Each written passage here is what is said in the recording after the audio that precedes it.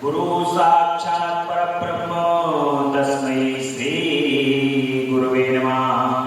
अखण्डमण्डलाकारं व्याप्तेन चराचरं तत्पदं दर्शितं देवं तं नमामि गुरुदेव। बोले गुरु भगवान की जय। ओम गजाननं भूतगणाधिसेवितं कपित्थजम्बूफलचारुभक्षणं उमासुतं शोकविनाशकारिणं नमामि विघ्नेश्वरपादपङ्कजं। बोले गणपति गजानन भगवान की जय। सर्वमंगलमंगले शिवे सर्वार्थसाधिके शरण्ये त्र्यंबके गौरी नारायणी नमस्तुते। शरणागत दीनाथ परित्राणपरायणे सर्वशास्त्र हरे देवी नारायणी नमस्तुते। बोल जगदम्बा मैया की जय, अम्बा मैया की जय। बोल सच्चे दरबार की जय।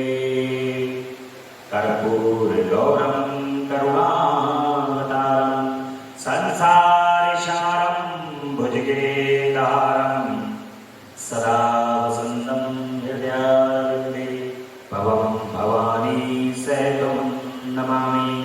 ॐ नमः शिवाय, ॐ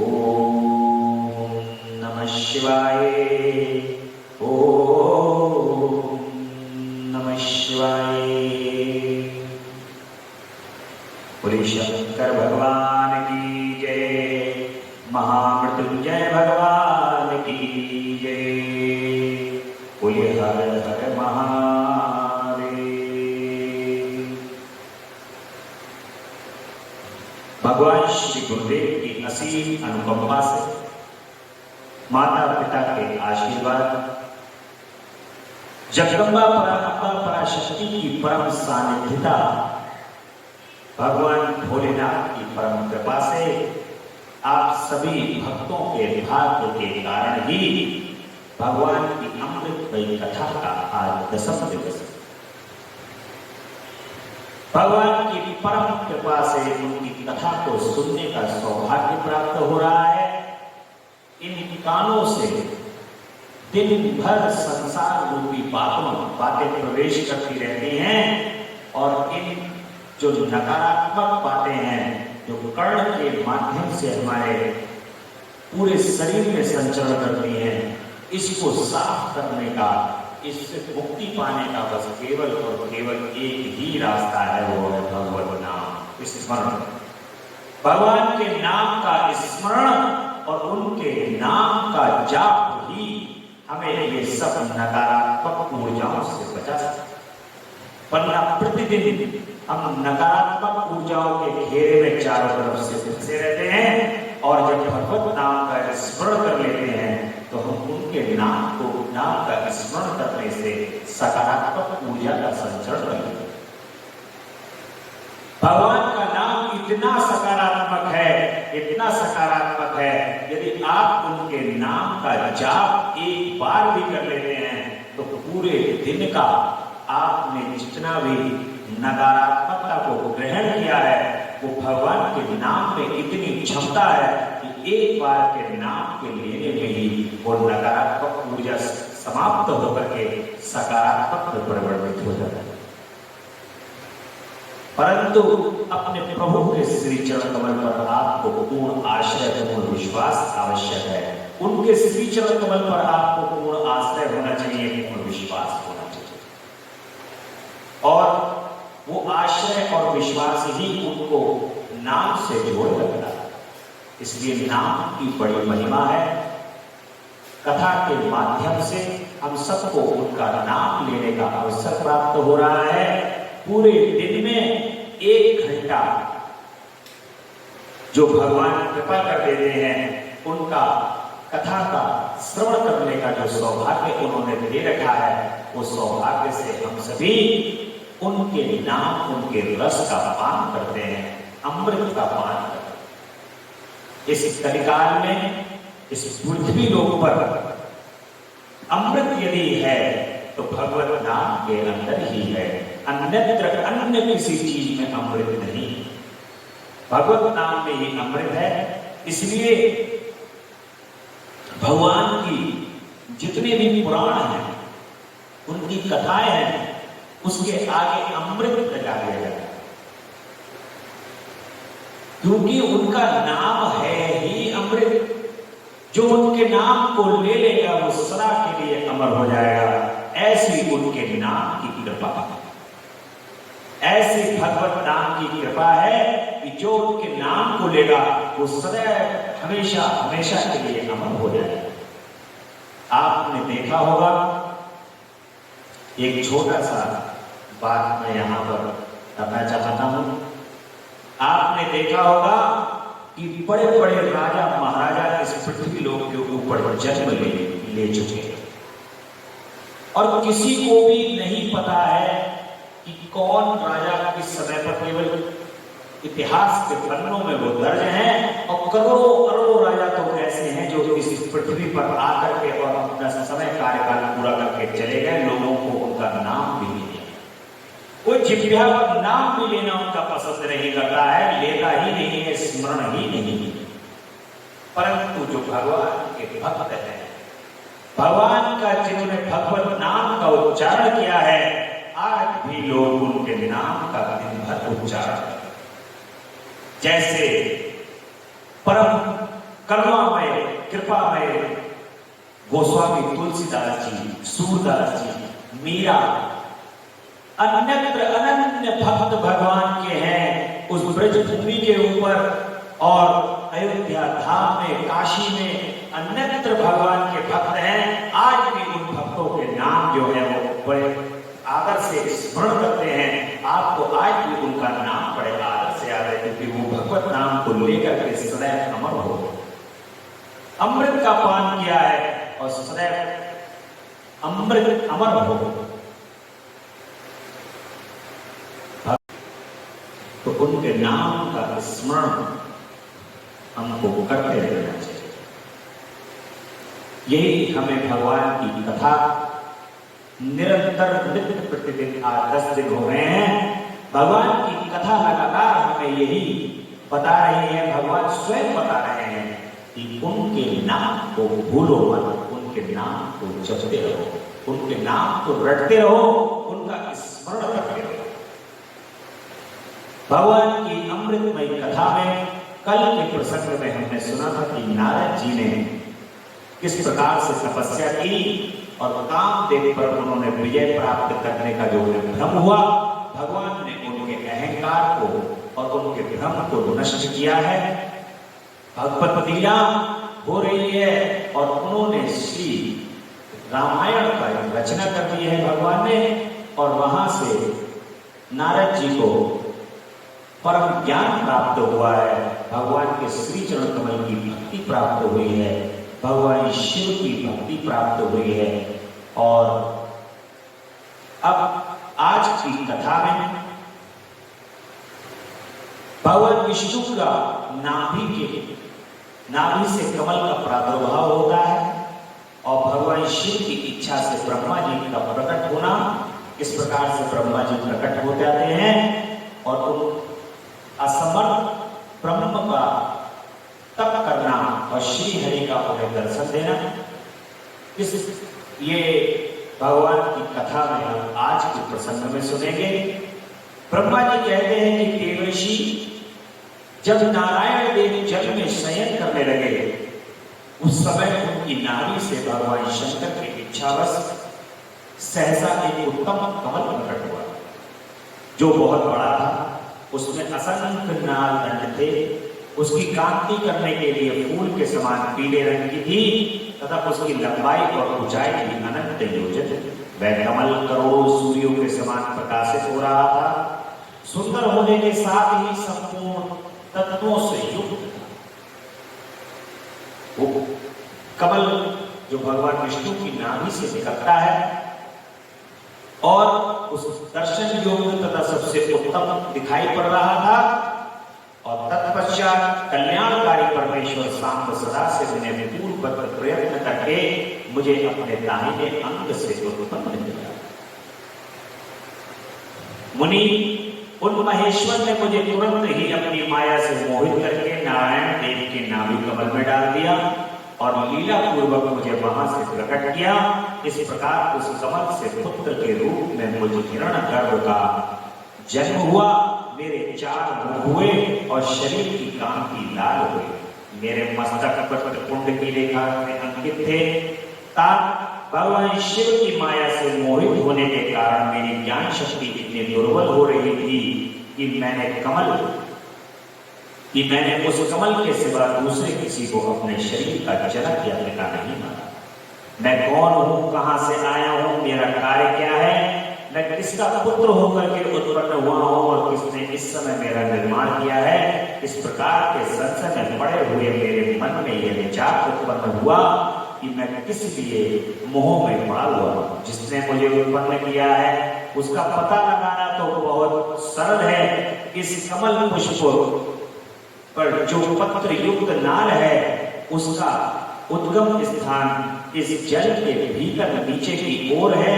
जिसने मुझे उत्पन्न किया है वह पुरुष भी वही होगा, इसमें कोई संशय नहीं है। ऐसा ब्रह्मा जी जो है वो कमल दल पुष्प पर लेटे सोच रहे हैं। ऐसा निश्चय करके मैंने अपने को कमल से नीचे उतारा। मुनि मैं उस कमल की एक नाल में गया और सैकड़ों वर्षों तक वहां भ्रमण करता रहा, किंतु कहीं भी इस कमल के उद्गम का उत्तम स्थान मुझे नहीं मिला। तब पुनः संशय में पड़कर मैं उस कमल पुष्प पर जाने को उत्सुक हुआ और नाल के मार्ग से उस कमल पर पहुंचने लगा। इस तरह बहुत ऊपर जाने पर भी मैं उस कमल के कोश को न पा सका। इस दशा में मैं और भी मोहित होगा। उस समय भगवान शिव की इच्छा से परम मंगल गई उत्तम आकाशवाणी प्रकट हुई जो मेरे मोह का विध्वंस करने लगी। उस वाणी ने कहा कि तपस्या करो। उस आकाशवाणी को सुनकर के मैंने अपने जन्मदाता पिता का दर्शन करने के लिए उस समय पुनः प्रयत्न पूर्वक 12 वर्षों तक घोर तपस्या की। तब मुझ पर अनुग्रह करने के लिए 4 भुजाओं और सुंदर नेत्रों से सुशोभित भगवान विष्णु वहां सहसा प्रकट हो गए। उन परम पुरुष ने अपने हाथों में शंख चक्र गदा और पद्म धारण कर रखा था। उनके सारे अंग सजल जलधर के समान श्याम कांति से सुशोभित थे। उन परम प्रभु ने सुंदर पीतांबर पहन रखा था। उनके मस्तक आदि अंगों में मुकुट आदि महामूल्यवान आभूषण शोभा पाते थे। उनका मुखारविंद प्रसन्नता से घिरा हुआ था। मैं उनकी छवि पर मोहित हो रहा था। वे मुझे करोड़ों कामदेवों के समान मनोहर दिखाई दिए। उनका ये अत्यंत सुंदर रूप देखकर मुझे बड़ा आश्चर्य हुआ। सांवली और सुनहरी आवाज से उद्भासित हो रहे थे। उस समय उन सत्स्वरूप सर्वात्मा 4 भुजा धारण करने वाले महाभाव नारायण देव को वहां उस रूप में अपने साथ देखकर मुझे बड़ा हर्ष हुआ। तदनंतर उन नारायण के साथ मेरी बातचीत आरंभ हुई। भगवान शिव की लीला से वहां हम दोनों में कुछ विवाद छिड़ गया। इसी समय हम लोगों के बीच में एक महान अग्नि स्तंभ प्रकट हुआ और मैंने और श्री विष्णु के द्वारा ऊपर और नीचे जाकर उसके आदि अंत का पता लगाने के लिए बड़ा प्रयत्न किया, परंतु हमें कहीं भी उसका ओर छोर नहीं प्राप्त हुआ। मैं थककर ऊपर से नीचे लौट आया और भगवान विष्णु भी उसी तरह नीचे से ऊपर की ओर मुझे मिले। हम दोनों शिव की माया से मोहित थे। श्री हरि ने मेरे साथ आगे पीछे और अगल बगल में परमेश्वर भगवान शिव को प्रणाम किया। फिर वे सोचने लगे कि यह क्या वस्तु है, इसके स्वरूप का निर्देश नहीं किया जा सकता, क्योंकि ना तो इसका कोई नाम है न कर्म ही है। लिंग रहित तत्व ही यहाँ लिंग भाव को प्राप्त हो गया। ध्यानागर्भ में इसके स्वरूप का कुछ पता नहीं चलता। इसके बाद मैं और श्री हरि दोनों ने अपने चित्त को स्वस्थ करके उस अग्नि स्तंभ को प्रणाम किया। हम दोनों बोले कि महाप्रभु, हम आपके स्वरूप को नहीं जानते। आप जो कोई भी क्यों ना हो, आपको हमारा नमस्कार है। महेशा, आप शीघ्र ही हमें अपने यथार्थ रूप का दर्शन कराइए। मुनिश्रेष्ठ, इस प्रकार अहंकार से आविष्ट हुए हम दोनों भी दोनों ही वहां नमस्कार करने लगे। ऐसा करते हुए हमें 100 वर्ष बीत जाए। भगवान विष्णु में और ब्रह्मा जी में भगवान शिव के स्वरूप को लेकर के जो अग्नि स्तंभ उत्पन्न हुआ था उसको लेकर के आपस में जो वाद विवाद चला हुआ था, जब दोनों ही ओर छोड़कर पता नहीं कर पाए, ब्रह्म परम ब्रह्म जिसको बोलते हैं भगवान विष्णु और ब्रह्मा जी तो ब्रह्म ही, परंतु परम ब्रह्म कौन है, जिससे ब्रह्म निकला है, जिससे ब्रह्म की उत्पत्ति हुई है, वो परम ब्रह्म कौन है? जिनसे ब्रह्मा विष्णु और महेश ये तीनों ब्रह्म की उत्पत्ति हुई है, वो परम ब्रह्म कौन है? वो परम ब्रह्म है संयुक्त रूप में अग्नि स्तंभ के रूप में जगदम्बा और भोलेनाथ। जगदम्बा और भोलेनाथ दोनों संयुक्त रूप में अग्नि स्तंभ के रूप में वहां पर उपस्थित है और वही परम ब्रह्म है। और उस परम ब्रह्म की जो पहचान कराने वाले हैं, जो परम ब्रह्म को दिखाने वाले हैं, वो है भगवान श्री गुरुदेव। परम ब्रह्म को दिखाने वाले कौन है? ब्रह्म को दिखाने वाले कौन है? गुरुदेव। इसलिए भगवान श्री गुरुदेव को कहा जाता है कि गुरु साक्षात परम ब्रह्म तस्मै श्री गुरुदेव। ऐसे गुरु भगवान को बार-बार प्रणाम। और ब्रह्मा और विष्णु को भगवान शिव के सत्य में शरीर का दर्शन होता है। ब्रह्मा जी कहते हैं कि मुनिश्रेष्ठ नारद, इस प्रकार हम दोनों देवता गर्व रहे निरंतर प्रणाम करते हैं। हम दोनों के मन में ही अभिलाषा थी कि इस ज्योतिर्लिंग के रूप में प्रकट हुए परमेश्वर प्रत्यक्ष दर्शन दें। भगवान शंकर तीनों के प्रतिपालक हैं, अहंकारियों का गर्व चूर करने वाले हैं तथा सबके अविनाशी प्रभु हैं। वे हम दोनों पर दयालु हो गए। उस समय वहां उन सुर श्रेष्ठ से ओम ओम ऐसा सतरूप नाद प्रकट हुआ जो स्पष्ट रूप से सुनाई देता था।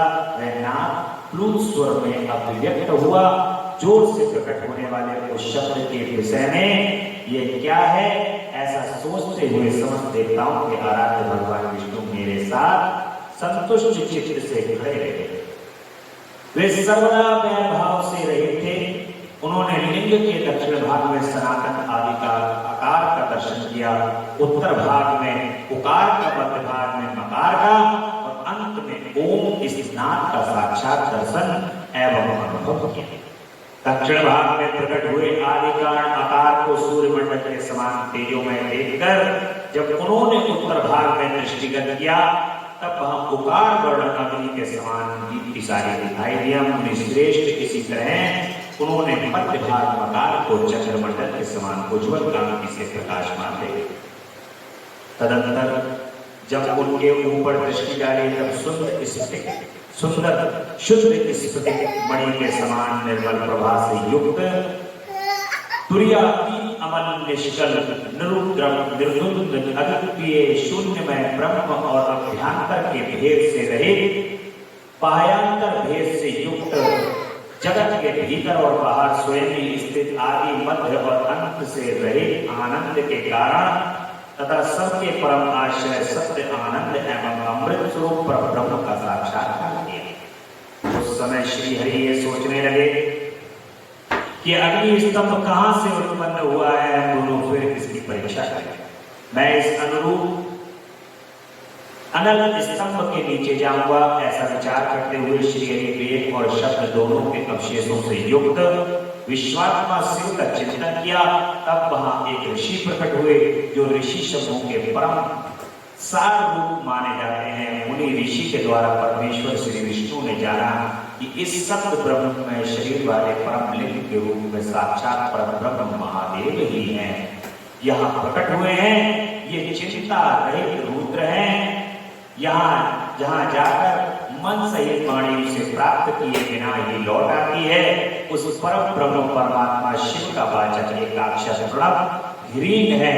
वे इसके वाच्य स्वरूप इस परम कारण सत्य आनंद एवं अमृत स्वरूप परात्पर परब्रह्म एकाक्षर का वाच्य है। प्रणव के एक अक्षर आकार से जगत के बीज भूत अंड जन्मा भगवान ब्रह्म का बोध होता है। उसके दूसरे एक अक्षर ओकार से परम कारण श्री हरि का बोध होता है और तीसरे एक अक्षर मकार से लील लोहित शिव का ज्ञान होता है। उकार सृष्टि करता है, अकार सृष्टि करता है, उकार मोह में डालने वाला है और मकार नित्य अनुग्रह करने वाला है। मकार बुद्ध सर्वव्यापी सिर्फ बीजी है और अकार संज्ञक मुझ ब्रह्मा को बीज कहते हैं। उकार नामधारी श्री हरि हैं और प्रधान और पुरुष के भी ईश्वर महेश्वर। वे बीजी बीज और योनि भी हैं, उन्हीं को नाद कहा गया है। उनके भीतर शब्द का समावेश है। बीजी अपनी इच्छा से ही अपने बीज को अपने रूप में विभक्त करके स्थित है। इस बीजी भगवान महेश के लिंग में उकार रूप बीज प्रकट हुआ है, जो उकार योनि में स्थापित होता है। कहते हैं बीज मंत्र पढ़ी, एक शब्द सुना होगा आपने, बीज मंत्र। बीज मंत्र जो है वो भगवान का लेने से उनके साक्षात स्वरूप के दर्शन होते हैं। भगवान यानी कि जो भगवान का असली स्वरूप है, बीज है, उस बीज के दर्शन हो जाएंगे। ऐसे ही भगवान शिव का जो बीज स्वरूप है वो निराकार स्वरूप है, बीज स्वरूप। और महादेव अपने उस बीज स्वरूप से श्री हरि विष्णु, ब्रह्मा जी और महेश्वर यानी कि रुद्र के अंदर विभक्त है और उन्हीं से 3 देवियां प्रकट हैं। जैसा कि मैंने कल आपको बताया था कि बाएं और दाएं अंग से तीनों देव और देवियां प्रकट होती हैं। उसके बाद संपूर्ण सृष्टि की रचना होती है एक एक करके। और जब भगवान के हृदय के अंदर इच्छा होती है पुनः अब सृष्टि की रचना की जाए, तब पुनः ये सृष्टि की रचना की जाती है। और महाप्रलय के समय पर कोई भी सूर्य, चंद्र, तारागण, ऋषि, मुनि, सप्तऋषि सभी जो महाप्रलय जिसको बोलते हैं, ये सभी विलय हो जाते हैं महादेव के अंदर और जगदम्बा के अंदर, ये सभी विलय हो जाते हैं। उस समय पर पुनः जब ये किरण पुंज करोड़ों वर्षों तक विचरण करते करते करते करते पुनः इनके मन के अंदर जागृति उत्पन्न होती है, पुनः सृष्टि की रचना की जाए। तब उस समय पर जगदम्बा और भोलेनाथ दोनों सृष्टि का रचना करते हैं। तब सृष्टि इस रचना के अंदर जो रचना आप देख रहे हैं, इस रचना के अंदर आपको प्राप्त होगी। और ओ आ उ मा इन त्रिविध रूपों में वर्णित हुए हैं। इसी अभिप्राय से ज्योतिर्लिंग स्वरूप सदाशिव ने ओम ओम ऐसा कहा। यह बात सुनकर यजुर्वेद के श्रेष्ठ मंत्र कहते हैं। यजुर्वेद के श्रेष्ठ मंत्रों का यह कथन सुनकर ऋचाओं और सन्मात्रों ने भी हमसे आदरपूर्वक कहा कि हरे हे ब्रह्मा, ये बात ऐसी है। इस तरह देवेश्वर शिव को जानकर श्री हरि ने शक्ति संभूत मंत्रों द्वारा उत्तम एवं महान अभ्युदय से सुशोभित होने वाले महेश्वर भगवान शिव का स्तंभन किया। तत्पश्चात महेश परमेश्वर भगवान महेश प्रसन्न हो अपने दिव्य सत्मय रूप को प्रकट करके हंसते हुए भगवान वहां पर ब्रह्मा जी और विष्णु जी के सामने प्रकट हो जाते हैं। उकार उनका मस्तक और आकार ललाट है, उनका दाहिना और इकार बायां नेत्र है। उकार उनका दाहिना और ऊपर बायां कान है, कान बताया जाता है। ऋकार और उन परमेश्वर का दायां कपोल और सकार बायां लू और रे से उनकी नासिका के दोनों चित्र हैं। ऐकार उन सत्यापी प्रभु का ऊपरी होंठ है और एकार अधर है। ओंकार उकार ये दोनों क्रमशः उनकी ऊपर और नीचे की दो दंत पंक्तियां हैं। अंग आम उन देवादिदेव शूलधारी शिव के दोनों तालु हैं और काम आदि 5 अक्षर उनके दाहिने, 5 हाथ हैं और चा आदि 5 अक्षर बाएं हाथ, टा आदि और ता आदि 5 अक्षर उनके पैर। पकार पेट है, पकार को दाहिना पार्श्व बताया जाता है और बकार को बायां पार्श्व और भकार को गद्दा कहते हैं। मकार को योगी महादेव के शंभु का हृदय है। या से लेकर के 7 अक्षर सत्व्यापी शिव के शब्द में शरीर की 7 धातुएं हैं। हकार उनकी नाभि है और छकार को मेरु मूत्रेंद्रिय कहा गया है। इस प्रकार निर्गुण एवं गुण स्वरूप परमात्मा के शब्द में रूप को भगवती उमा के साथ देखकर मैं और श्री हरि दोनों कृतार्थ हो गए।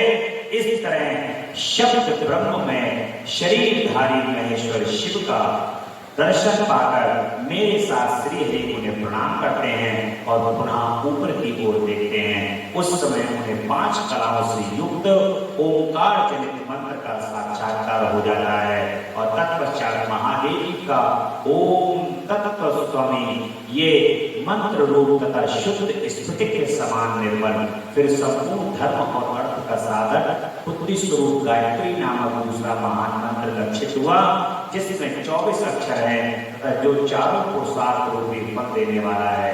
तत्पश्चात मृत्युंजय मंत्र, फिर पंचाक्षर मंत्र तथा दक्षिण मूर्ति संज्ञक चिंतामणि मंत्र का साक्षात्कार। भगवान शिव का इतना जो वर्णन भी किया हुआ है, जो ये आपको अक्षरों के हिसाब से भगवान का वर्णन किया है, इन्हीं अक्षरों के ही हिसाब से भगवान शिव जो है वो अपने स्वरूप के अंदर स्पष्ट है। और माँ जगदम्बा और भगवान शिव इन दोनों का स्वरूप एक ही है, इसलिए उमा सहित भगवान शिव का ये वर्णन है। शरीर का उनके पूरे उसके दर्शन ब्रह्मा जी और भगवान शिव जी कर रहे हैं और उमा सहित भगवान शिव का जो प्रकट हुआ है उसके द्वारा अपने स्वरूप का विवेचन और ब्रह्मा आदि तीनों देवताओं की एकता का प्रतिपादन भगवान यहाँ पर कर रहे हैं। ब्रह्मा जी कहते हैं कि नारद भगवान विष्णु के द्वारा की हुई अपनी स्तुति सुनकर भगवान शिव महेश्वर बड़े प्रसन्न और उमा देवी के साथ ऐसा ही वहां पर प्रकट हो जाते हैं। भगवान सबसे पहले जो भगवान प्रकट हुए हैं वो भगवान श्री हरि के सामने भगवान विष्णु को दर्शन दिए हैं माता जी के साथ साथ सर्वप्रथम भगवान शिव। देखिए इससे पहले जो पूर्व में जो सृष्टि की रचना करना भगवान ने प्रारंभ मोटे मोटे शब्दों के अंदर एक चीज सुनी है, वो ये कि एक कमल है, उस कमल के ऊपर ब्रह्मा जी की उत्पत्ति होती है। भगवान शिव की इच्छा से ब्रह्मा जी भी उत्पन्न होते हैं। ब्रह्मा जी के मन के अंदर शंका उत्पन्न होती है कि मुझे अपने पिता के दर्शन करने हैं, और जो कमल की नाल होती है उसके सहारे ब्रह्मा जी उतर करके नाल के सहारे जब दर्शन करने के लिए उतरते हैं तो उसका ओर छोर कहीं से कहीं तक प्राप्त नहीं होता। जब ओर छोर प्राप्त नहीं होता तो भगवान श्री हरि उनको दर्शन देते हैं। भगवान श्री हरि के दर्शन पा करके वो एक अग्नि स्तंभ को दोनों लोग देखते हैं और दोनों अग्नि स्तंभ को देख करके ये सोचते हैं कि इस स्तंभ का ओर और छोर क्या है। ब्रह्मा जी नीचे की ओर और विष्णु जी ऊपर की ओर जाकर के छोर लेने की कोशिश करते हैं, तो दोनों को कहीं से कहीं तक उसका ओर और छोर प्राप्त नहीं।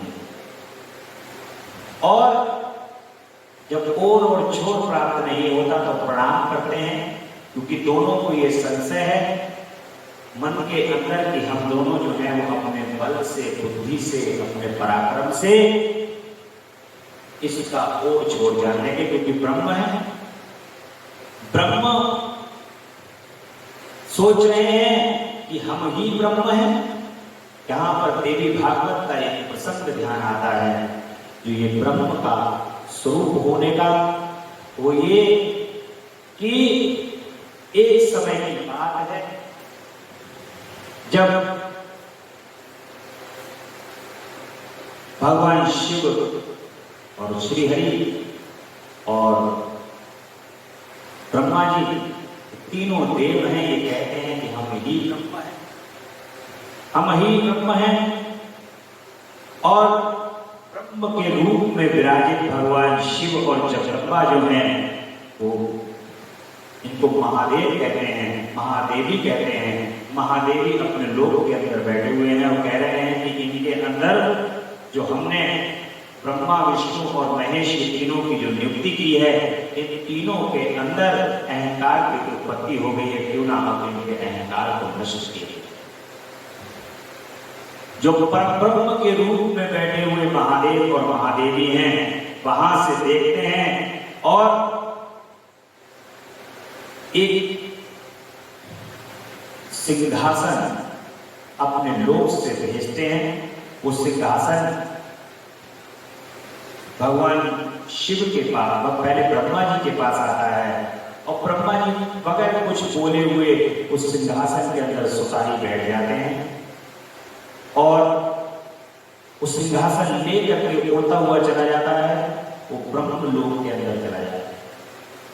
और जब ब्रह्म लोक के अंदर वो पहुंचता है, तब वहां पर पहुंच करके ब्रह्मा जी देखते हैं कि यहां पर तो करोड़ों करोड़ों ब्रह्मा हैं, जिनके 4 मुख हैं, त्रिपुंड को धारण किए हुए हैं, रक्त वर्ण से सुशोभित हो रहे हैं, हाथ में वेद हैं, माला को धारण किए हुए हैं। और ये कौन है? इतने ब्रह्मा हैं।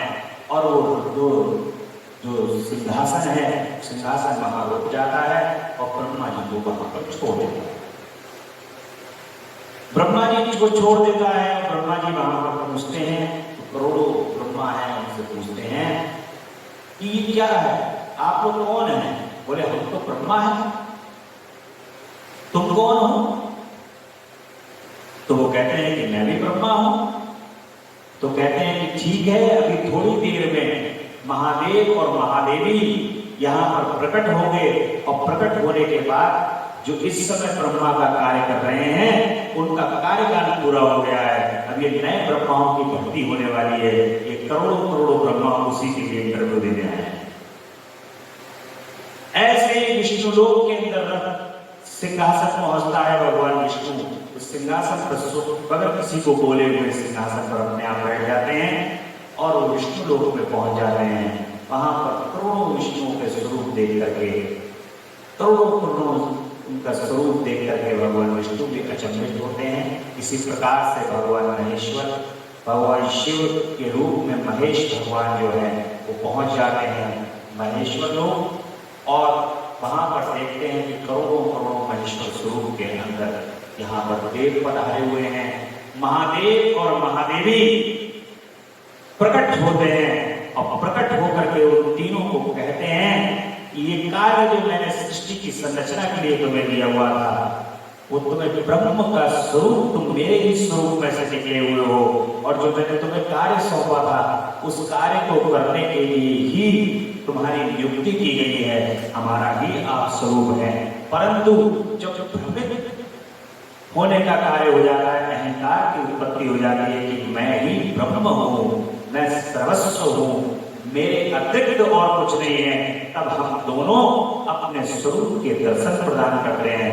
महादेव और महादेवी के रूप में जगदम्बा और भोलेनाथ वहां प्रकट हो जाते हैं और अपने स्वरूप के दर्शन वहां पर तीनों को करा देते हैं। अहंकार तो अहंकार है, चाहे किसी का भी हुआ, जगदम्बा का कार्य और भोलेनाथ का कार्य है उसको नष्ट करना, ताकि पृथ्वी का संचालन सही से होता रहे। इसलिए वहां पर जगदम्बा ने और भोलेनाथ ने उपदेश दिया है कि आप ही अकेले नहीं हैं, यहाँ पर करोड़ों करोड़ों की संख्या के अंदर ब्रह्मा आए हुए हैं, यानी कि परम ब्रह्म है। नहीं मानते विष्णु ब्रह्मा व शिव को, नहीं अग्नि और सूर्य इंद्रादिकों को, तुम्हारा ही केवल ये जन मानता हूं, करे लोग निंदा भली भांति मेरी, परिवार और बंधु दाता, चाहे दूत यमराज डाले नरक में, तुम ही एक बोध्या पर ब्रह्म रूपा। कि हे जगत जननी, हमें तो केवल आपके स्वरूप को ही मानना है। हे जगत पिता परमेश्वर परब्रह्म महादेव और महादेव के साथ विराजित जगदम्बा उमा, हमें तो बस केवल आप ही को मानना है। अन्यत्र ये तो सारी शक्तियां इस संसार का संचालन करने के लिए हैं, इनका संचरण करने के लिए आपसे ही प्रकट हुई हैं। हे जगदम्बा, हमें ऐसी भक्ति प्रदान करो कि आपके श्री चरण कमल की सेवा प्राप्त हो, और ये आपका जो स्वरूप है, तुम्ही एक बोध्या पर ब्रह्म रूपा, यानी कि तुम्हारा ही मुझे बस बोध रहे। हे जगदम्बा, तुम्हारा ही बोध रहे, तुम्हारी ही कृपा मेरे ऊपर बरसे, ऐसी मेरी आपके श्री चरण कमल में प्रार्थना है। वो स्वरूप है जगदम्बा का और भोलेनाथ का, परम ब्रह्म का।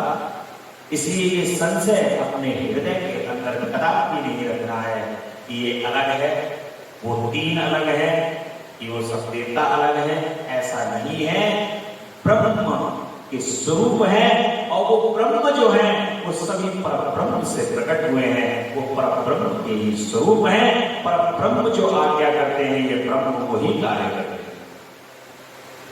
इसलिए मन के अंदर संशय ना रखते हुए अपनी भक्ति को दृढ़ और विश्वासपूर्ण रूप से भोलेनाथ के और जगदम्बा के श्री चरण कमल में लगाते हुए अपने मन को स्थिर करते हुए, स्थिर भाव से भक्तिपूर्ण रूप से जगदम्बा का नाम लेते हुए, भगवान का नाम लेते हुए, अपने इष्ट देव का नाम लेते हुए उसी पर ब्रह्म की आराधना करो, उसी पर ब्रह्म के अंदर अपने चित्त को लगाओ, तो आपकी भक्ति वहां पर पूर्ण रूप से साधना लेगी।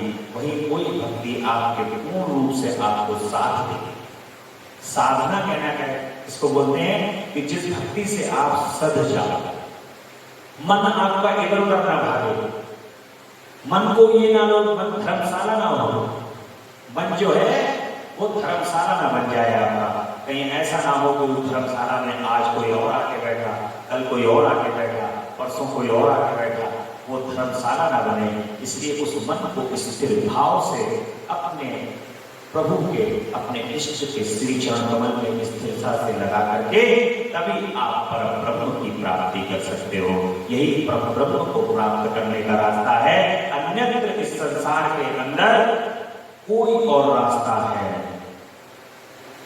धर्मशाला बनाओगे तो वो रास्ता कभी प्रकट नहीं होगा, क्योंकि एक जगह मन स्थिर नहीं होगा। जब स्थिरता नहीं आएगी तो ब्रह्म की प्राप्ति, पर ब्रह्म की प्राप्ति। इसलिए भगवान शिव उमा सहित का प्रकट हो जाते हैं उनके सामने, क्योंकि प्रकट होना भी आवश्यक है। अगर मां के साथ दर्शन नहीं देंगे, बताएंगे नहीं, तो उनका भी भ्रम दूर नहीं होगा। वो जब प्रार्थना कर रहे हैं, तपस्या कर रहे हैं भगवान की, तब ब्रह्म की, पर ब्रह्म की प्राप्ति हो रही है। जगदम्बा को, भोलेनाथ को माता के साथ वहां पर प्रकट होना पड़ जाता है, प्रसन्न हो जाते हैं। और उस समय उनके 5 मुख हैं, प्रत्येक मुख में 3 नेत्र शोभा पा रहे हैं। भाल में चंद्रमा, मुकुट सुशोभित हो रहा है, सिर पर भगवान जटा धारण किए हुए हैं, गौर वर्ण है, विशाल नेत्र हैं, और शिव ने अपने संपूर्ण अंगों में विभूति लगा रखी है। उनके 10 भुजाएं हैं, कंठ में नील चिन्ह है, उनके श्री अंग समस्त आभूषणों से विभूषित हो। बड़े सुंदर है भगवान। भगवान शिव जो है, जो उनका परब्रह्म स्वरूप है महादेव का, वो बड़ा ही सुंदर है। वैसे तो आपने प्राय देखा होगा भगवान शिव का एक मुख के दर्शन किए होंगे भगवान के, परंतु भगवान के 5 मुख जो महादेव हैं, वो 5 उनके दर्शन होते हैं। 10 भुजाएं हैं, उनके श्री अंग समस्त आभूषणों से विभूषित हुए, सर्वांग सुंदर है, भगवान त्रिपुंड को धारण किए हुए हैं। और परमेश्वर महादेव जो भगवती उमा के साथ उपस्थित थे, मैंने और भगवान विष्णु ने पुनः प्रिय वचनों द्वारा उनकी स्तुति की और तब पापहारी करुणा कर भगवान महेश्वर ने प्रसन्न चित्त होकर उन श्री विष्णु देव को श्वास रूप से वेद का उपदेश दिया। मुनि उनके बाद शिव ने परमात्मा श्री हरि को गुह ज्ञान प्रदान किया और फिर उन परमात्मा ने कृपा करके मुझे भी वह ज्ञान दिया। वेद का ज्ञान प्राप्त करके कृतार्थ हुए भगवान विष्णु ने मेरे साथ हाथ जोड़ करके महेश्वर को नमस्कार करके पुनः उनसे पूजन की विधि बताने तथा सदुपदेश देने के लिए प्रार्थना की। ब्रह्मा जी कहते हैं कि मुनि यह बात सुनकर अत्यंत प्रसन्न हुए। कृपानिधान भगवान शिव ने प्रीति पूर्वक यह बात कही। भगवान शंकर अब कह रहे हैं, उसे बड़े ध्यान से सुनो कि सुश्रेष्ठ गण, मैं तुम दोनों की भक्ति से निश्चय ही बहुत प्रसन्न हूं। तुम लोग मुझे महादेव की इस समय तुमने मेरा स्वरूप जैसा दिखाई दिया है, वैसे ही रूप का प्रयत्न पूर्वक पूजन चिंतन करना चाहिए।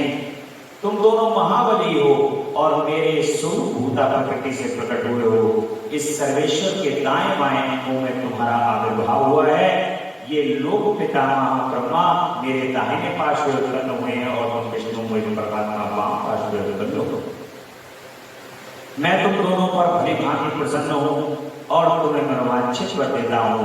मेरी आज्ञा से तुम दोनों की मुझ में सुदृढ़ भक्ति हो। तुम मेरी आज्ञा का पालन करते हुए जगत की सृष्टि करो।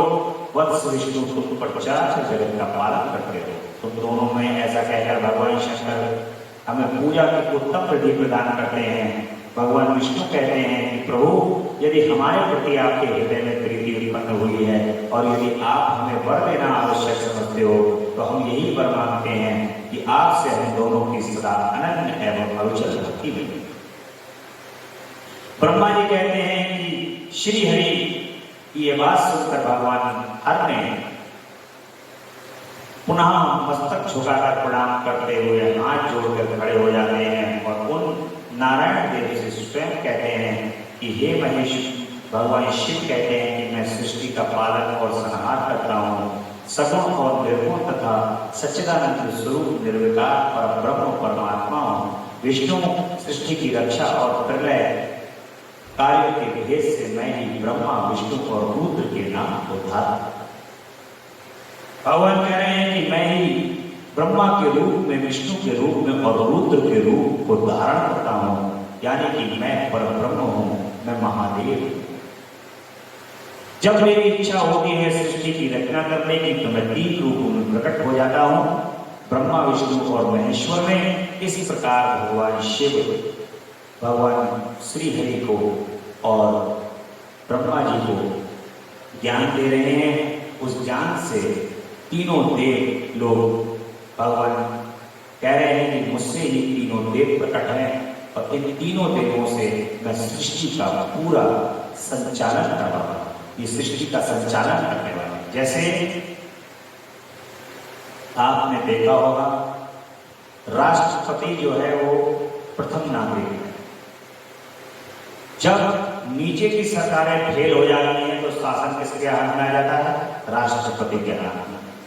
ऐसे ही जो भगवान ने संचालन करने के लिए पूरी सृष्टि की संरचना की है, उसमें श्री हरि विष्णु और ब्रह्मा जी और महेश यानी कि रुद्र देव जो हैं वो सृष्टि की संरचना करने के लिए हैं।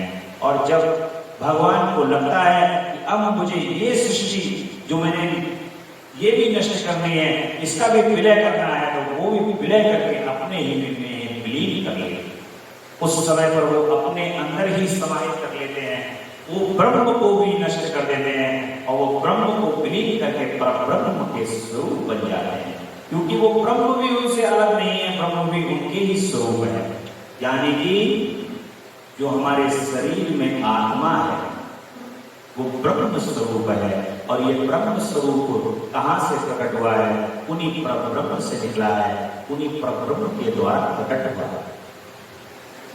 और जब हम यहाँ पर प्रयत्न करके और भगवान के नाम को लेते हैं तो प्रयत्न करके और नाम लेकर के यही ब्रह्म जो है वो पर ब्रह्म में विलीन हो जाता है, उसी को मुक्ति कहा जाता है।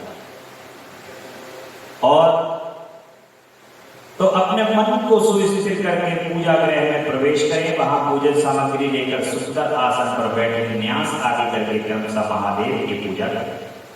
शिव जी की पूजा से पहले गणेश जी की पूजा, द्वारपालों की और दिक्पालों की भली भांति पूजा करके देवताओं के लिए पीठ स्थान की कल्पना करके अष्टदल कमल बनाकर पूजा द्रव्य के समीप बैठे और उस कमल पर श्री भगवान शिव के को समासीन करें।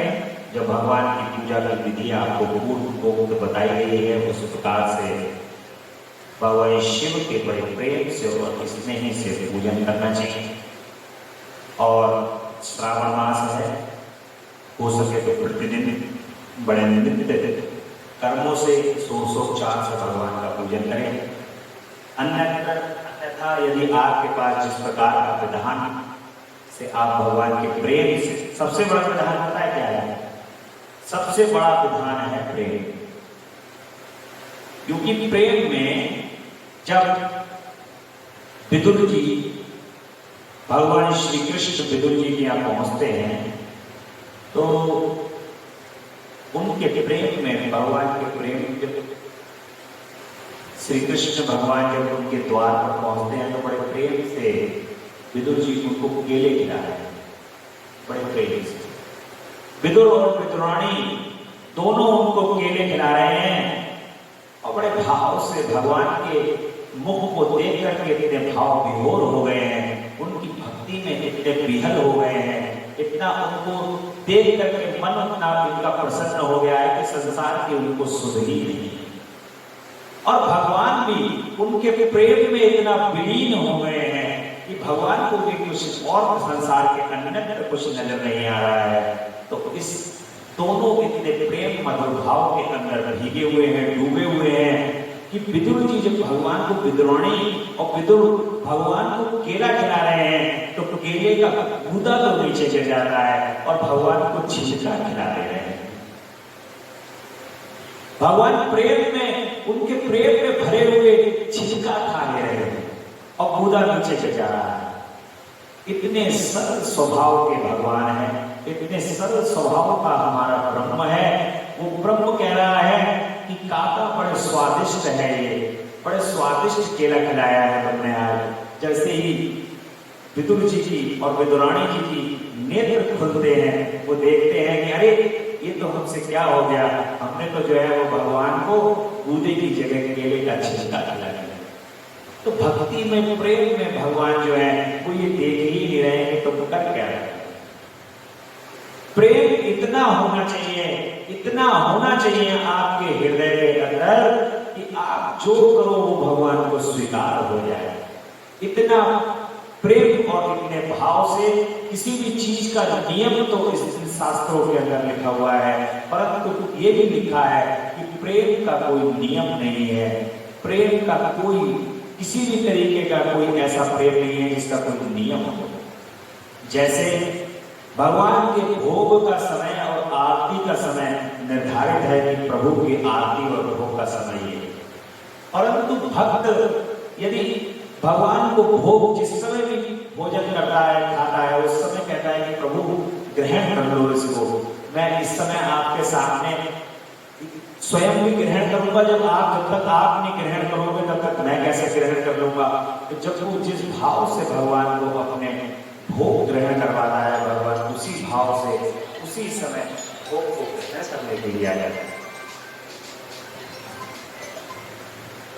और ऐसा भाव जब होता है तो उस समय पर नियम और कानून सत्ता पर बैठे रहे। उस समय भगवान और भक्त के बीच का जो संबंध होता है, भगवान और भक्त के बीच का जो प्रेम होता है, उस समय सब किताबें भगवान बंद कर देते हैं और कहते हैं कि ये वेद पुराण शास्त्र थोड़ी देर के लिए बंद कर दो, इस समय मुझे मेरे भक्त से मिलने दो। और भक्त भी कहता है कि प्रभु मुझे आप हृदय से, और उस समय पर सारे नियम और कानून समाप्त हो जाते हैं। बस वैसा प्रेम और वैसा भाव अपने हृदय में जब आपके प्रकट हो जाएगा तो ये संसार में फिर आपको जो भगवान की भक्ति और भाव से, जो उनके लिए, प्रभु के लिए भक्ति और भाव से याद करता है, उस समय पर फिर सारी पद्धतियां फेल हो जाती हैं, सारे नियम फेल हो जाते हैं, सारे पुराण वेद के कानून खत्म हो जाते हैं। उस समय तो बस केवल, क्योंकि जिसको आपको चाहिए, जिसके लिए आप ये सब पढ़ रहे हो, ज्ञान प्राप्त कर रहे हो, वही अगर तुम्हारे सामने आ जाएगा तो फिर इस ज्ञान की आवश्यकता तो फिर, क्योंकि व्यक्ति पढ़ता काहे के लिए है? पढ़ता है कि मुझे ये परीक्षा पास हो जाए। जब परीक्षा से पास हो जाते हो तो क्या वो पुस्तक दोबारा पढ़ते हो? नहीं पढ़ते। तो परीक्षा में जब पास हो जाओगे, जब प्रभु आपको साथ में दिखाई देने लगेंगे, रोज उनको भोग लगाओगे, रोज उनसे प्रेम करोगे, तो फिर सारे नियम कानून खत्म हो जाएंगे। तो ऐसी ही भक्ति उनके चरणों में लगाना प्रारंभ करो, ऐसा ही अभ्यास करो कि उनके श्री चरण कमल में वो भक्ति प्रेम आपका जागृत हो। हम सबका भगवान के श्री चरण कमल में यही प्रार्थना है कि प्रभु दिन रात बस यही प्रार्थना आपके श्री चरण कमल में लगाते हैं, गुहार लगाते हैं, आपकी भक्ति प्राप्त हो, आपका आश्रय मिले, आपके श्री चरण कमल से प्रेम बढ़े। बस यही नियम चाहिए, यही कानून चाहिए, इसके अलावा अन्यत्र हमें और कुछ नहीं चाहिए।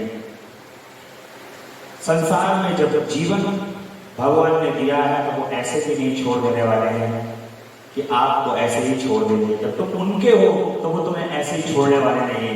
ये बात का बिल्कुल अपनी डायरी के अंदर नोट करते रहो। ऐसा भी नहीं है कि अन्यत्र और लोगों की तरह तुम्हें संसार में जैसे और लोग हैं वैसे तुम छोड़ दिए जाओगे। इस बात को भी बिल्कुल अपने हृदय से निकालो। जब तुम उनके हो गए तो इंपॉर्टेंट हो गए, यानी कि उनकी सूची में शामिल हो गए, और जो उनकी सूची में शामिल हो जाता है उसको हम ऐसे वैसे करने नहीं देते। इसलिए उनके श्री चरण कमल इतने निर्मल हैं, इतने भक्ति को देने वाले हैं, इतने भाव को प्रकट करने वाले हैं कि उनके चरण कमल इस संसार में आपको सत्य की मिट्टी दिखने लगेगी जब उनके श्री चरण कमल का स्मरण हो जाए। और उन्हीं चरणों की कृपा से इस संसार में सब कुछ प्राप्त हो जाएगा। संसार की कोई भी, संसार की वस्तु तो बहुत छोटी सी चीज है। बड़ा यहां पर मैं अक्सर ये कहता हूं कि लोग कहते हैं कि भगवान हमें ये दे दो, हमें वो दे दो। ये देना और लेना ये तो व्यापारियों की तरह है, ये दो वो दो। मेरे प्रभु को पता है तुम्हें क्या चाहिए, भगवान को ये पता है आपको क्या चाहिए, तुम उनको बस याद करते रहो, तुम्हें देते रहे। आप वैसा प्रेम ही क्या कि जो सामने वाले प्रेमी जो आपसे प्रेम कर रहा है और प्रेमी की आप बात ना समझो कि वो क्या चाह रहा है क्या नहीं चाह रहा, तब तो वो ऐसे ही प्रभु हैं, वो समझ जाते हैं कि मेरे भक्त को क्या चाहिए। जब चाहिए जो चीज को उस समय पर वो प्रदान कर देते हैं बड़ी आसानी से, और कहते हैं कि बस तू मेरा होकर के रहे। उन्हें भी क्या चाहिए? मेरा होकर रहे। मेरा होने के लिए उनकी नाम स्मरण लगातार करता रहना चाहिए और उनकी पूजा करते रहना चाहिए। भगवान के यहाँ पर एक आवाहन है भगवान शिव का, वो आवाहन भगवान शिव की यहाँ पर एक विधि बताई गई, सर्वोत्तम विधि पूजा की। ब्रह्मा जी कहते हैं अब मैं पूजा की सर्वोत्तम विधि बता रहा हूँ जो समस्त अभिष्ट तथा सुखों को सुलभ कराने वाली है। देवताओं तथा ऋषियों तुम ध्यान देकर सके सुनो। उपासक को चाहिए कि वह ब्रह्म मुहूर्त में शयन से उठकर जगदम्बा पार्वती सहित भगवान शिव का स्मरण करे। देखो, माता के साथ हमेशा भगवान शिव का स्मरण करना, ये जीवन के अंदर अपने गांठ बांध के रख लो। अगर प्रभु भगवान शिव का अगर प्रेम चाहिए तो कभी अकेले पूजा मत करना होगी। ये बात मेरी गांठ बांध के रख लो कि जगदम्बा जब उनके साथ होंगी, माता पार्वती और उमा सहित जब उनकी पूजा करोगे तो भगवान शिव तुम्हें पूर्ण भक्ति प्रदान करेंगे, अपनी पूर्ण कृपा प्रदान करेंगे। पृथक पृथक मत इनको तोलो, जब भी नैन मूंदो और जब भी नैन खोलो, भगवान शिव और माता पार्वती की जय। इसके अलावा अन्यत्र आप अपने जीवन के अंदर कुछ सोचो ही मत। बस अपने जीवन के अंदर एक ही बात सोचो कि मुझे जगदम्बा की और भगवान शिव की श्री चरण कमल का अनुराग चाहिए, उनके श्री चरण कमल की भक्ति चाहिए। तो आप स्वतः ही उनके समीप पहुंचते चले जाओगे, उनके पास आते चले जाओगे। और देवेश्वर उठिए उठिए, मेरे हृदय मंदिर में शयन करने वाले देवता उठिए, उमाकांत उठिए, ब्रह्मांड में सबका मंगल कीजिए। मैं धर्म को जानता हूं कि क्योंकि मेरी उसमें, किंतु मेरी उसमें प्रवृत्ति नहीं। मैं अधर्म को जानता हूं परंतु मैं उससे दूर नहीं हो पाता। महादेव आप मेरे हृदय में स्थित होकर मुझ जैसी प्रेरणा देते हैं, वैसे ही मैं करता हूं। इस प्रकार भक्ति के ऊपर कहकर और गुरुदेव की चरणार बिंदुओं का स्मरण करते हुए गौरव से भगवान के श्री चरणार बिंदुओं का स्मरण करके गांव से बाहर छोटे सपने मलमूत्र का त्याग करने के लिए जाएं। मल त्याग करने के बाद मिट्टी और जल से धोने के द्वारा शरीर की शुद्धि करें। दोनों हाथों और पैरों को धो करके दतून करें। सूर्योदय होने से पहले ही दतून करके मुंह को 16 बार जल की अंजलियों से धोएं। ये भगवान के पूजन की विधि बताई गई है कि किस प्रकार से अपने आप को सबसे शुद्ध करना। और मनुष्य को देश और काल के विरुद्ध स्नान नहीं करना चाहिए। रविवार, श्राद्ध, संक्रांति, ग्रहण, महादान, तीज, उपवास दिवस, असौच प्राप्त होने पर मनुष्य गर्म जल से स्नान न करे। देखिए, रविवार के दिन, श्राद्ध वाले दिन, संक्रांति वाले दिन, ग्रहण वाले दिन, जिस दिन महादान किया हो आपने, तीर्थ, उपवास दिवस और असौच प्राप्त होने पर मनुष्य गर्म जल से स्नान न करे। शिव भक्त मनुष्य तीर्थ आदि में प्रवाह के सम्मुख होकर स्नान करे। जो नहाने के पहले तेल लगाना चाहे उसे विहित एवं निषिद्ध दिनों का विचार करके ही तेल यान करना चाहिए। जो प्रतिदिन नियम पूर्वक तेल लगाता है उसके लिए किसी भी दिन तैल्याभन दूषित नहीं है, अथवा जो तेल इत्र आदि से वाषित हो उसका लगाना किसी दिन भी दूषित नहीं है। सरसों का तेल ग्रहण को छोड़ करके दूसरे किसी भी दिन दूषित नहीं होता। इस तरह देश काल का विचार करके ही विधि पूर्वक स्नान करें। स्नान के समय अपने मुख को उत्तर और अथवा पूरब की ओर रखना चाहिए।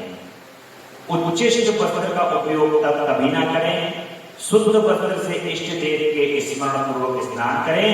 जिस वस्त्र को दूसरे ने धारण किया हो अथवा जो दूसरों के पहनने की वस्तु हो उसे स्वयं रात में धारण किया गया हो वह वस्त्र उच्चिष्ट वस्त्र कहलाता है। उससे तभी स्नान किया जा सकता है जब उसे धो लिया गया हो। स्नान के पश्चात देवताओं, ऋषियों तथा पितरों को तृप्ति देने वाला स्नानांग तर्पण करना चाहिए। जो वस्त्र आपने रात में पहन लिए हैं वो रात में पहने हुए वस्त्र को आप सुबह उठकर पूजा में प्रयोग न करें। स्नान के बाद पुनः उन वस्त्रों को ना धोएं।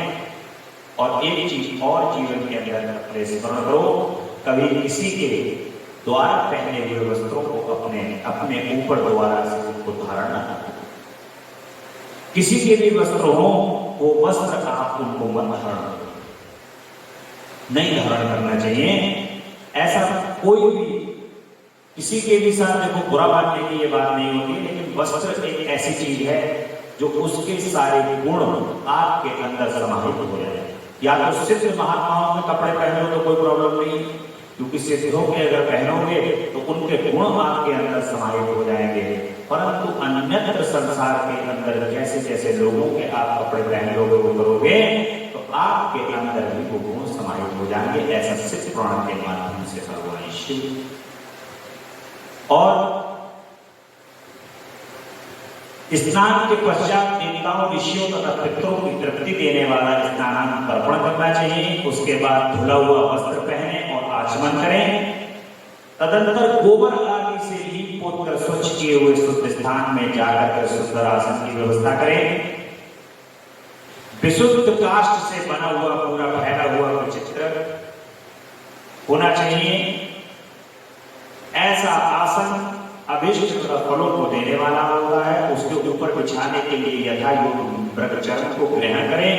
शुद्ध बुद्धि वाला पुरुष उस पर बैठकर भस्म से त्रिपुंड लगाए और त्रिपुंड से जप तप दान सफल होता है। अब इस प्रकार से भगवान का यहाँ पर सभी विधियों से अपने आप को शुद्ध करके पूजन करना प्रारंभ करें। चतुर्थी विभक्ति का प्रयोग करते हुए भगवान गणेश का पूजन करें। ओम गंगणपते नमः। ओम लक्ष्य भाल युताय सिद्ध बुद्धि सहिताय गणपते नमः। और भगवान गणपति सहित कार्तिकेय का पूजन करते हुए, द्वारपाल का पूजन करते हुए माता जगत गिरिजानंदिनी उमा की पूजा करें। चंदन कुमकुम तथा धूप दीप आदि अनेक उपचारों नाना प्रकार के नैवेद्यों से जगदम्बा का पूजन करके उनको नमस्कार करके साधक भगवान शिव जी के समीप जाए। सबसे पहले गणेश जी का पूजन करके, कार्तिकेय जी का पूजन करके और द्वारपालों का पूजन करके, माता जी का पूजन करके फिर भगवान शंकर का पूजन करना प्रारंभ करना चाहिए। और पूजन करके नमस्कार करने के पश्चात भगवान शंकर का ध्यान करें। यथासंभव अपने घर में मिट्टी, सोना, चांदी, धातु का अन्न आदि की शिव प्रतिमा बनाएं और उसको नमस्कार करके भक्ति परायण हो उसकी पूजा करें। उसकी पूजा होने पर सभी देवता पूजित हो जाते हैं। जो भगवान शिव का पूजन करता है, भगवान शंकर के अंदर सभी देवी देवता, ग्रह, नक्षत्र, राशियां सभी समाहित हैं। और जो भगवान शंकर का नियम पूर्वक पूजन करता है उनके सभी ग्रह दशा नक्षत्र सब शांत हो जाते हैं। इसलिए भगवान शिव के अंदर सभी देवताओं का निवास है। जो भगवान शंकर पर जल चढ़ा करके, बेलपत्री चढ़ा करके, पुष्प चढ़ा करके धूप दीप नैवेद्य दिखा देता है, समझ लीजिए समस्त संसार के अंदर इस ब्रह्मांड में जितने भी देवी देवता हैं सबका उसने पूजन करेंगे। अब भगवान शंकर का आवाहन करना है। बड़ा सुंदर मंत्र है भगवान का।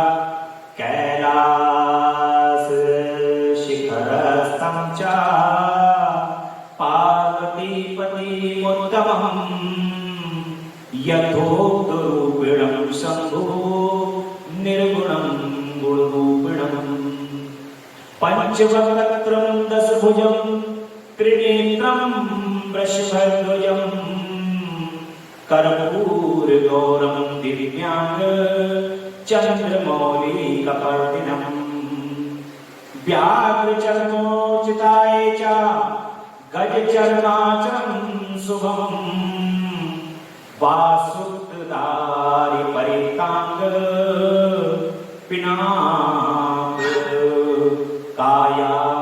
कायाद्वित्तमं वासुत्तमं दिव्यपा परितांगं पिनाकधायुध धान्विकं सिद्धश्चोचाय यशाग्रो निप्रतिं निरन्तरं जय जयेति सप्तेश सेवितं भक्त पुण्यके तेजसा दुस्सहनेव दुर्लभं देवसेवितं शरण्यं सर्वाणां प्रसन्नमुख खपमंगजं देवसाग्रगीतं विष्णुपदाश्रयं विष्णु ब्रह्मणूतं सदा भक्तवत्सलानंदं शिव महामायास्यं बोले शंकर भगवान की जय। इस प्रकार से भगवान का आवाहन करें। फिर उसके बाद अर्घ मंत्र देकर के रूपम देहि यशो देहि भोगम देहि चा शंकरम भोक्ति मुक्ति फलम देहि गृहकृताम नमस्तुते। और भगवान को पुष्पांजलि देंगे। ओम अज्ञानाधिंसा ज्ञानादं पूजितं मया कृतं तदस्तु सफलं कृपया तव शंकरा तावस्परं निस्कन्द प्राणश्चितं तोहं सदा मृड इति विज्ञाय गौरीश भूतनाथ प्रसीद मे भूमेस्खलनं पादानं भूमिवेदानं लम्प्रमं त्वयि चापापाधानां त्वमेव शरणं प्रभो। और इसके बाद सबसे बाद में विसर्जन कर देंगे। स्वस्थराम गच्छते परिक्रम प्रभो पूजा कार्य पूजानंदम। इस प्रकार से भगवान का यहाँ पर पूरा पूजन की विधि बताई गई है। विभिन्न पुष्पों अन्नों जलादि धाराओं से भगवान शिव की पूजा का महत्व बताया है। भगवान शिव के पुष्पों से अन्नों से जलादि धाराओं से भगवान शंकर का विधि पूर्वक पूजन करना चाहिए। और जो भगवान शंकर के विधि पूर्वक पूजन करता है वह सदैव उनकी कृपा को प्राप्त करता है। अब सृष्टि का वर्णन किया गया है। कल की कथा में सृष्टि का वर्णन होगा और रुद्र संहिता का द्वितीय सती खंड प्रारंभ होगा। बड़े प्रेम से भगवान के नाम का जाप करेंगे। साहित्य तेरा पल पल बीता जाए मुख से जप ले नमः शिवाय ओम नमः शिवाय ओम नमः शिवाय ओम नमः शिवाय ओम नमः शिवाय। मुसाफिरी जब पूरी होगी चलने की मजबूरी होगी मुसाफिरी होगी चलने की मजबूरी होगी अवसर खाली न जाए मुख से जप ले नमः शिवाय ओम नमः शिवाय ओम नमः शिवाय ओम नमः शिवाय ओम नमः शिवाय नमः शिवाय नमः शिवाय नमः शिवाय नमः शिवाय नमः शिवाय नमः शिवाय नमः शिवाय। अवसर खाली न जाए मुख से जप ले नमः शिवाय तेरा सर खाली न जाए मुख से जप ले नमः शिवाय ओम शिवाय ओम नमः शिवाय ओम नमः शिवाय ओम नमः शिवाय। बोले शंकर भगवान की जय। महामृत्युंजय भगवान की जय। बोलिए हर हर महादेव हर हर महादेव हर हर महादेव शिव शंभो कैलाशपति